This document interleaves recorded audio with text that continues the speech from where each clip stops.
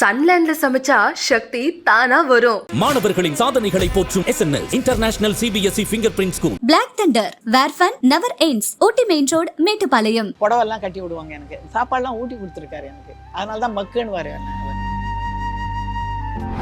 யார் வந்தாலும் ஸ்வீட்டுங்களாம் இருக்கும் டைனிங் டேபிளில். நீ வந்தா கூட சரி, இவ்வளோ அல்வா எடுத்துப்பாரு, வாடா வாடா வாடா, வாய் தர்ற அப்படின்னு கொடுப்பாரு. குழந்தைங்கன்னாங்க அவருக்கு ரொம்ப பிடிக்கும். பறக்கும் பாவைன்னு ஒரு படம், அந்த கூண்டுக்குள்ள போக முடியுமா அவங்களால சிங்கத்துக்கிட்ட, இப்படி பார்த்தேன் போனேன். எப்படிமா உங்களுக்கு அந்த தைரியம் வந்துச்சு? எனக்கு அப்பெல்லாம் தெரியாது. விளையா கிண்டல் சொல்லுவா, அப்பா அம்மாவை அடிக்கவே மாட்டேன்றீங்க, ஒரு நாளைக்கு அடிங்கப்பா நான் பார்க்குறேன் அப்படின்னு சொல்லுவாங்க. ஆனால் எங்களுக்குள்ள சண்டையே வந்தது. ஆனால் ஒரு பெரிய விஷயம் என்னன்னு கேட்டாக்கா, இந்த யூடியூப்னு ஒன்று இருக்கு, அதில் செத்து போனவங்களை பற்றி எல்லாம் பேசுறாங்க. அவங்க வந்து சாதிச்சாங்க, அவங்க போயிட்டாங்க, அவங்கள பற்றி பேசுறதுக்கெல்லாம் எங்களுக்கெல்லாம் அருகதையே கிடையாது. ஐயாவை இப்ப எவ்வளவு மிஸ் பண்றீங்கம்மா? அவர் என்ன பொறுத்தளவுக்கு இல்லைன்றதே கிடையாது, என்னோடவே தான் இருக்காரு.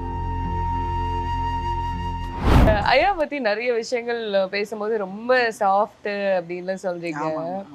ஐயாவை இப்ப எவ்வளவு மிஸ் பண்றீங்கம்மா? வார்த்தையால சொல்ல முடியாதுப்பா, அதெல்லாம் வார்த்தையால சொல்ல முடியுமாடா? ஒரு பொருளை நம்ம நேசிக்கிறோன்னு சொன்னாக்கா அது வார்த்தையால் எப்படி சொல்ல முடியும்?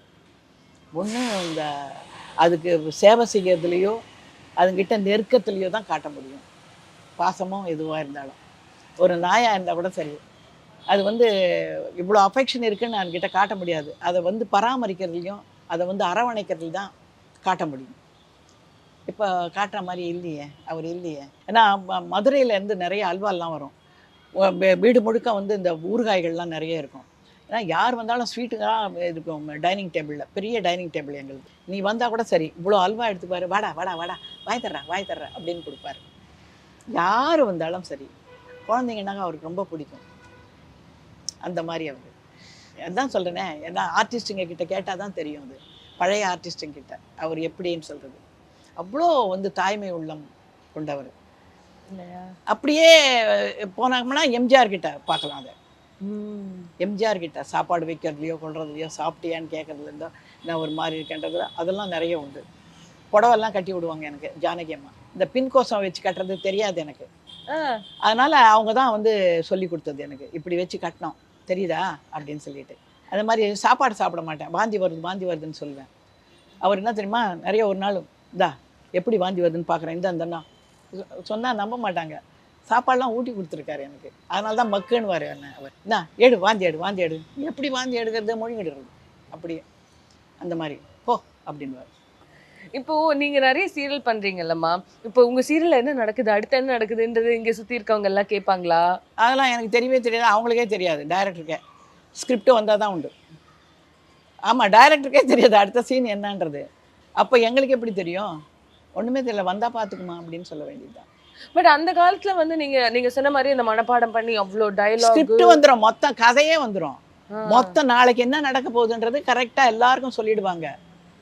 ஸ்கிரிப்ட் வந்துடும், எல்லாமே வந்து பிளானிங் தான். இப்போ பிளானிங்கே கிடையாது. அதுவும் அம்மா வரவே இல்லைம்மா, சேனல்லேருந்து வரலம்மா, ஸ்கிரிப்ட் வரலம்மா, வந்த பிற்பாடு தான் சொல்ல உட்காருங்கம்மா, அவ்வளோதான். அது ஸ்கிரிப்ட் வந்த உடனே தான் தெரியும் எப்படி. ஆனா எது ஈஸியா இருக்குமா இப்போ வந்து ஸ்பாட்ல பண்றது? இப்போ தான் ஈஸி, அப்போல்லாம் ஈஸியே கிடையாது. ஏறி கேமரா கர்றன்னிட்டு இருக்கோம். அப்போல்லாம் கேமராவே இது பண்ணால் ஒரு நாம் அந்த பறக்கும் பாவைன்னு ஒரு படம், அந்த வந்து இவர் அசோகன் சார் வந்து ஐயோ சிங்கம்மா நான் போகல அப்படின்னாரு. நேராக என்கிட்ட வந்தார், மனோரமாக்காவும் நானும். அங்கேருந்து நேராக வந்தார் டைரக்டரில் அசோசியேட். வந்துட்டம்மா அந்த கூண்டுக்குள்ளே போக முடியுமா அவங்களால சிங்கத்துக்கிட்ட, இப்படி பார்த்தேன் போனேன் அப்படின்ட்டேன். உடனே அடியே என்னடி சொல்கிற அப்படின்ற அக்கா பக்கத்தில் உட்காந்துட்டு, என்னக்கா கூண்டில் தானேக்கா போக சொல்கிறாங்க, சிங்கம் இருக்குறியாங்க, இதுதான் என்ன இருக்கட்டும் அப்படின்ட்டேன். சரி வாமா அப்படின்னு கூட்டிகிட்டு போயிட்டார். யோ அந்த பொண்ணே போகிறேன்னு சொல்லுது, நீ என்ன அந்த பொண்ணு போறியா? அவர் யோசிச்சார், நான் அவங்க இல்லை அங்கே யோசிச்சாராம், போகிறேன் அப்படின்ட்டு வந்துட்டாராம் அசோகன் அந்த கூண்டில். அது எப்படிமா உங்களுக்கு அந்த தைரியம் வந்துச்சு? தைரியம் எனக்கு அப்போல்லாம் தெரியாது, நமக்கு வேலை தான். இந்த தைரியமெல்லாம் ஒன்றும் கிடையாது, வேலை செய்யணும் அவ்வளோதான். அங்கே தைரியன்ற பேச்சுக்கெல்லாம் கிடையாது. அது நம்ம நினச்சி பார்த்தா தான் தைரியம். ஏன்னா அதுவும் ஒரு ஜீவராசி, அவ்வளோதானே. அப்படின்னு தான் தோணுமே தவிர அது அரிச்சு கொல்லும் கில்லும் அந்த மெமரிக்கே போகிறது கிடையாது. அது பயங்கரமான மிருகம் அதெல்லாம் தெரியவே தெரியாது எனக்கு. சரி, என்ன கூண்டில் தானே போக சொல்கிறாங்க, என்ன சிங்கம் தானே இருக்குது அப்படின்னு போயிடுது.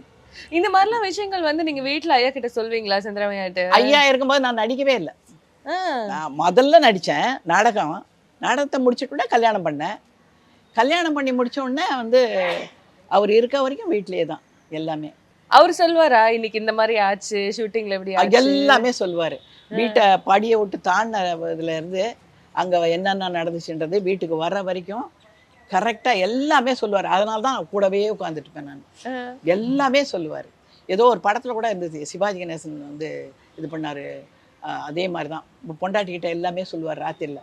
அந்த மாதிரி எல்லாமே வந்து சொல்லுவார் என் புருஷன் என்கிட்ட. அவரு அப்புறம் சாரும் ரஜினிகாந்த் சாருமே வந்து பயங்கர நிறைய படங்கள் இல்லையா? ஆமா, நிறைய படங்கள் பண்ணாங்க 2 பேருமே.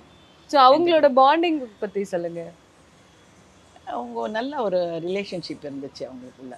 உண்மையாவே ஒரு அப்பா புள்ள மாதிரியே. பெரிய விஷயம் இல்லையா? நான் அங்கே வெளியில் 2-3 தடவை வந்திருக்காரு. வீடு வந்து வாங்கினப்போ விளக்கேற்றி வைக்க சொன்னார். ரஜினி சார் தான் வந்து விளக்கேற்றி வச்சார். எங்கே பார்த்தாலும் என்ன அம்மானு வந்து பிடிச்சிப்பார், எப்படி உடம்பு இருக்குன்னுலாம் கேட்பாரு. அவ்வளோதான். இப்போ செந்தாமரையை வந்து உங்ககிட்ட வந்து உங்களே ஒரு குழந்தை மாதிரி பார்த்துக்கிட்டாருன்னு சொன்னீங்க. நிச்சயமா. உங்களோட பொண்ணு, உங்க 2 பேரோட பொண்ணை எப்படி பார்த்துக்கிட்டாரு? அவள் கிண்டலுக்கு சொல்லுவாள், அப்பா அம்மாவை அடிக்கவே மாட்டேன்றீங்க, ஒரு நாளைக்கு அடிங்கப்பா நான் பார்க்குறேன் அப்படின்னு சொல்லுவாங்க. ஆனால் எங்களுக்குள்ள சண்டையே வந்ததில்லை. சண்டையே வந்தது இல்லையா? வந்ததில்லை. பசங்களுக்காக ஏதாவது வருமே தவிர அவங்க ஏதாவது தப்பு பண்ணாக்கா கேட்க மாட்டேன்றீங்க, இருமா பசங்க அப்படிதாம்மா அப்படின்னு சொல்லி விட்டுவாரே தவிர சண்டை போட்டுக்க மாட்டோம் நாங்கள்.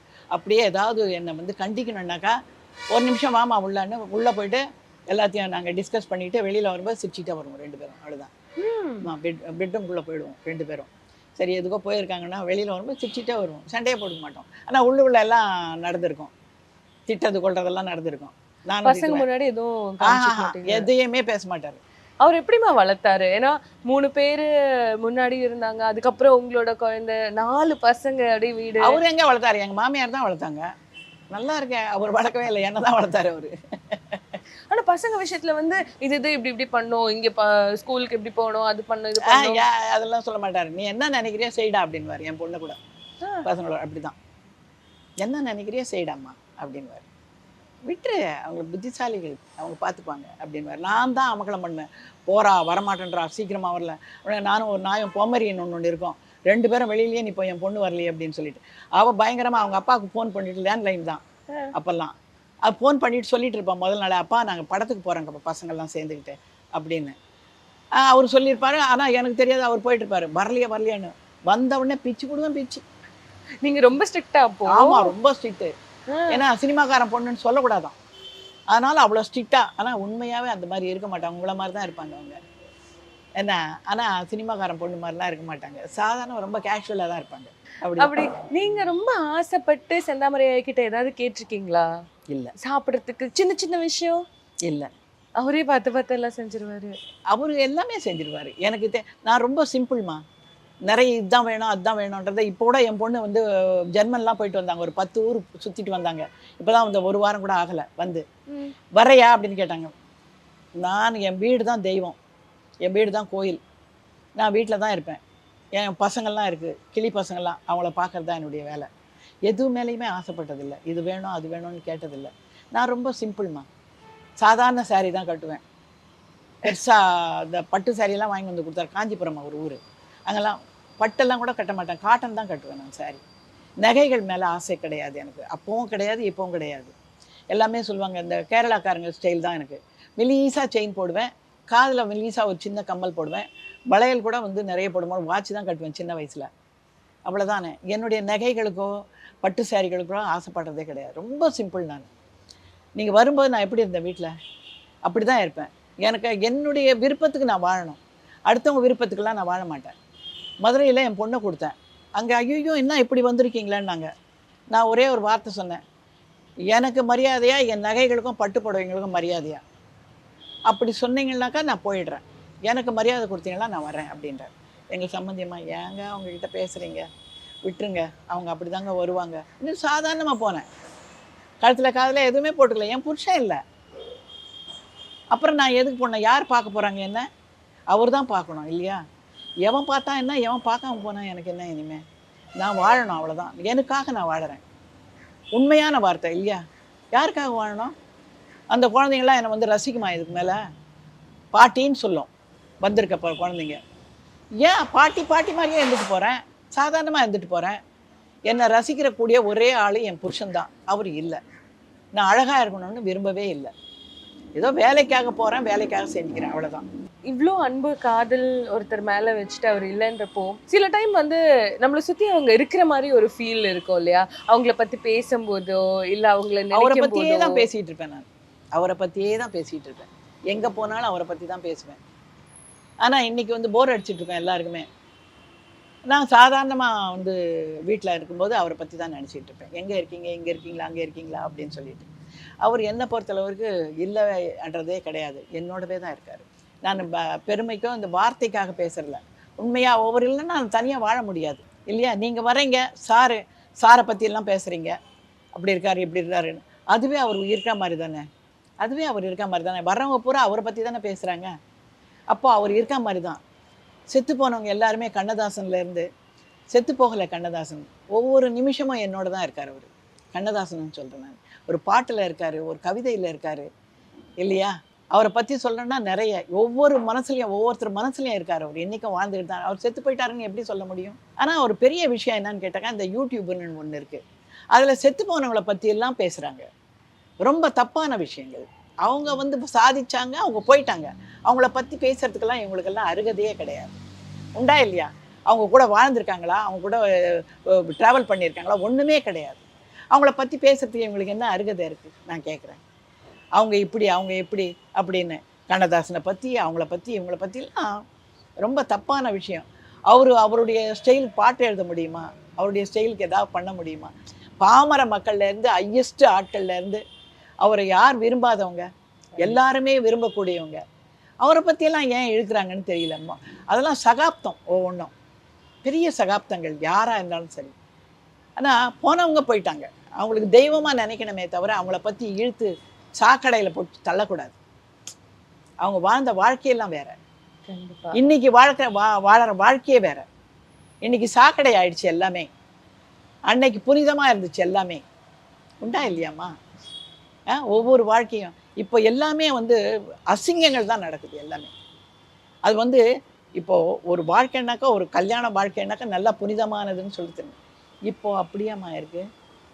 ஓப்பனாக பேசுகிறாங்க. இளமரவு காய்மரவு இருந்தால் தான் அதுக்கு ஒரு மரியாதை இருக்கும்.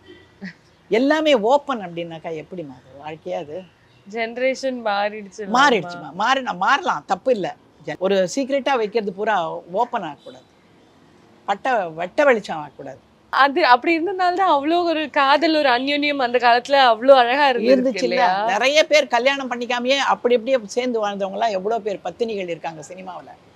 உண்டா இல்லையா? எத்தனையோ பேரை காட்ட முடியும் என்னால் உதாரணம். அப்படி இப்படியே பத்தினிகளாக வாழ்ந்துருக்காங்க, ஒவ்வொருத்தரோட அப்படியே ஐக்கியமாகி கல்யாணம் பண்ணிக்காமையே கூட சொல்கிறேன். அப்படிலாம் இருந்திருக்காங்க ஆர்டிஸ்ட்டுங்க. ஆனால் இன்னைக்கு அப்படியா இருக்குமா? வேற மாதிரி இருக்கு. காலங்கள் மாறுது. எனக்கு வயசாயிடுச்சு. ஏன்னா அவங்களோடெல்லாம் ட்ராவல் பண்ணியிருக்கேன். கண்ணதாசன் வாழ்ந்த காலத்தில் வாழ்ந்திருக்கேன். ஏன்னா சாவித்திரிமா வாழ்ந்த காலத்தில் வாழ்ந்திருக்கேன். எம்என் ராஜா அக்கா இருக்குது, அந்த அம்மா இருக்காங்க. நான் அவங்களோடெல்லாம் வந்து வாழ்ந்திருக்கேன் நான். பெரிய விஷயமா சிவாஜி கணேசன், எம்ஜிஆர், ஜெமினி கணேசன் இவங்க கூடலாம் நான் வாழ்ந்திருக்கேன்னா அவங்க காலத்தில் நான் இருந்திருக்கேன். இனிமேல் அந்த மாதிரி நடிகர்களும் வரப்போகிறதில்ல. இனிமேல் நாம் அவங்கள பார்க்க போகிறதும் இல்லை. ஆனால் வந்துக்கிட்டு தான் இருக்குது எல்லாமே. அவங்க சாகலை, யாருமே சாகலை. எல்லாமே நம்மளோட வாழ்ந்துக்கிட்டு தான் இருக்காங்க. அவங்க படங்கள் இல்லாதது தான் இருக்குது, எல்லாமே பார்த்துக்கிட்டு தான் இருக்கும். ஆனால் இன்றைக்கி இருக்க ஜென்ரேஷன் பழைய பாட்டு கேட்குது, பழைய படங்கள் பார்க்குது, எல்லாமே இருக்குது. அது ரொம்ப சந்தோஷமாக இருக்குது எனக்கு உண்மையாகவே. இப்போது நிறைய விஷயங்கள் வந்து ஐ திங்க் நம்ம திருப்பி கொஞ்சம் காலங்கள் முன்னாடி போய் நிறைய விஷயங்கள் பேசினோம், நிறைய ஷேர் பண்ணிங்கம்மா. ரொம்ப நன்றி. ஓகேம்மா, ரொம்ப நன்றிம்மா உங்களுக்கும். சன்லேண்ட்ல சமைச்சா சக்தி தானா வரும். மாணவர்களின் சாதனைகளை போற்றும் SNS international CBSE finger print school. Black Thunder, where fun never ends. OT Main Road, Mettupalayam.